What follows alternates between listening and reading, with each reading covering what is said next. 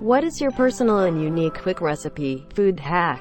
If you're making an omelet, separate the yolks and the whites before you cook them, or whisk them both up individually. Do the whites until they become frothy. Mix the two back together and then cook them as normal. It'll make it super wobbly and fluffy as opposed to a patchy dry mess. Get some flour tortillas, like you'd use to make a burrito.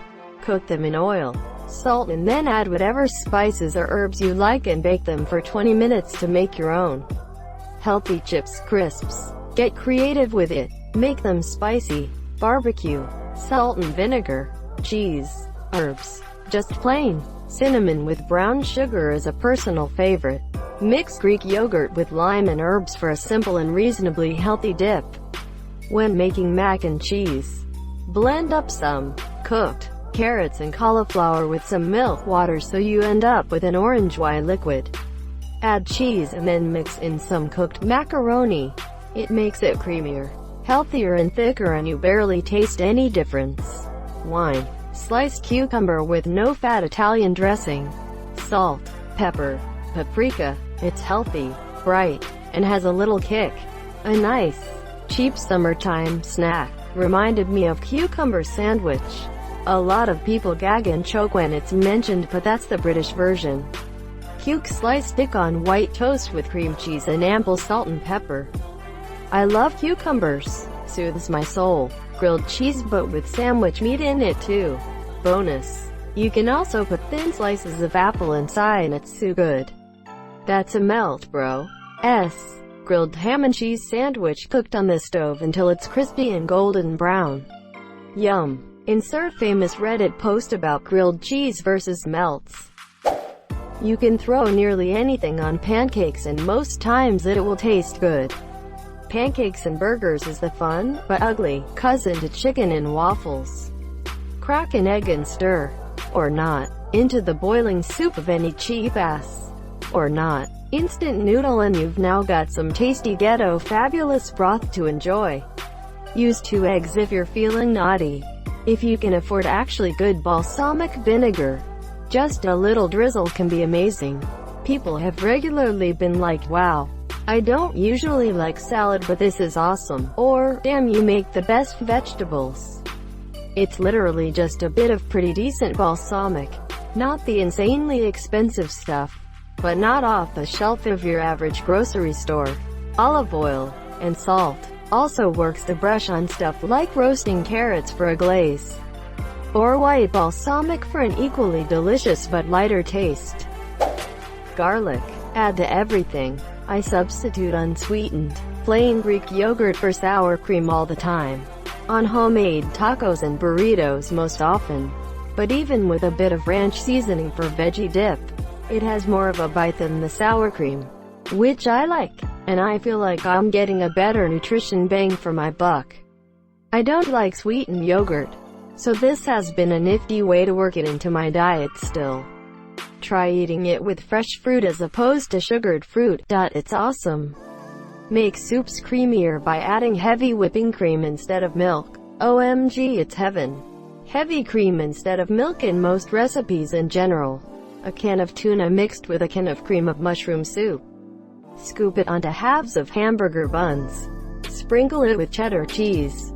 Bake open-faced in oven at 350 until cheese is melted. My mom learned this in home EC and junior high in the 70s. Peanut butter and sliced kiwi fruit sandwich. Especially good on lightly toasted cinnamon raisin bread. That honestly sounds disgusting. ITT, confirmation that I never want a random Redditor to make me food. Hashtag ADDYNEANDGREKYOGURTTOYOURHAMBURGER peasant. Frozen pizza.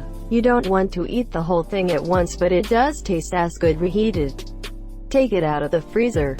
Break it in half on the edge of the counter, still in the wrapper so it doesn't make a mess, and the cook half and put the other half back in the freezer.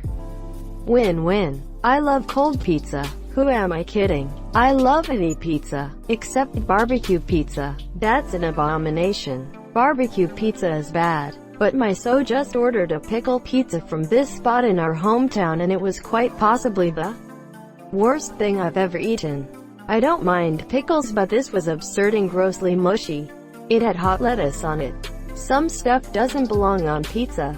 A tub of Greek yogurt, sour cream and a package of dry French onion soup mix makes a great chip dip. I like to take a man's hat, fill it with perfume and drop a single plum in it.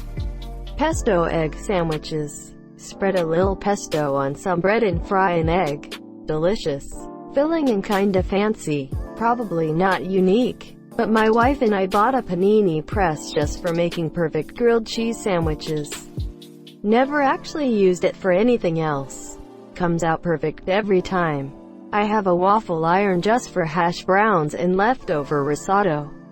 I've yet to make waffles in it. Now I want to try it for panini and grilled cheese. Kraft mac and cheese with peas and tuna. We called that a seafood vegetable medley at uni. Add chips to sandwiches for a nice extra crunch. I like using flaming hot Cheetos or Vintner's hot crunchy curls for a bit of added spice too. But most chips work great. Welcome to the UK. The humble $40 convection toaster oven is my top food hack. A 6-slice model that can fit a normal $3 to $6 grocery store. You bake frozen pizza. It's just as convenient as a microwave. Set it and wait for the ding. With infinitely better results for many foods. It even makes toast of all shapes and sizes of bread, and all of those cookie dough and bread dough products in the cardboard tubes.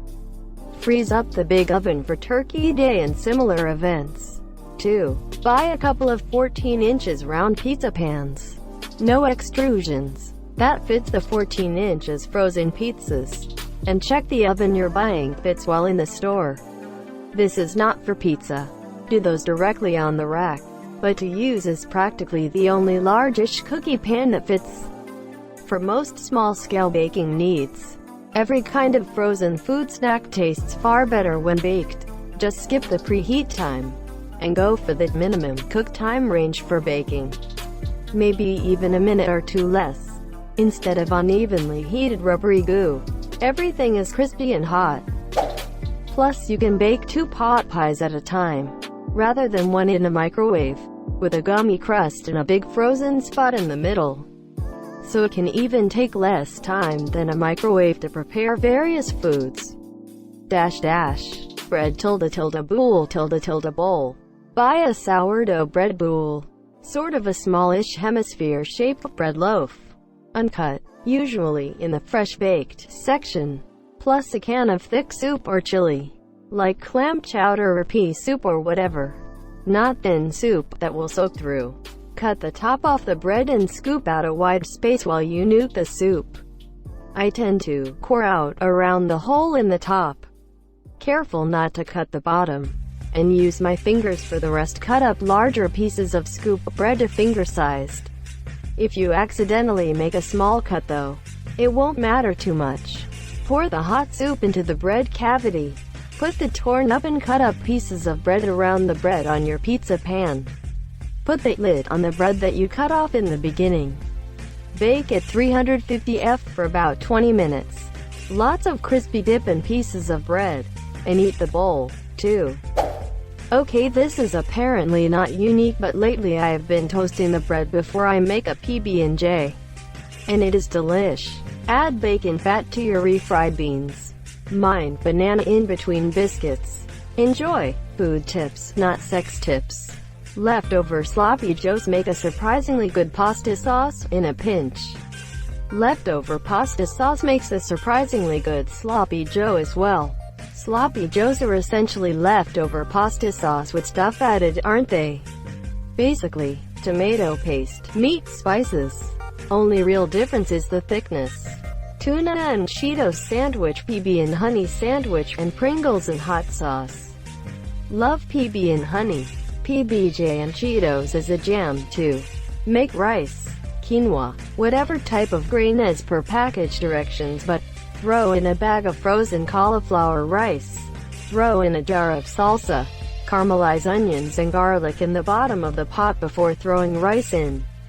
Throw in a can of coconut milk. Mix and match however you'd like. Throw an egg or two in your pasta sauce and really mix them in there. The yolk helps it stick to the pasta better. Never thought of it this way. Should make it slightly more thick too. I just make sandwiches with my sandwich maker and eat them with ketchup, so simple and delicious. Doritos plus honey plus bread. Take hot Doritos. Crush them slightly. Put them on bread slices. Drip some honey. Carefully put both slices together. Sit down and crunch carefully. Enchiladas but layered like lasagna instead of rolled. Cuts the prep time by like 2/3 RDS but tastes just as good. Cook microwave food for lower and lower times until it's the lowest possible with the food still being cooked. Just put in the oven. Geez. You've just reminded me I made stoner snacks earlier, thank you kind 1x. Take a can of croissant rolls.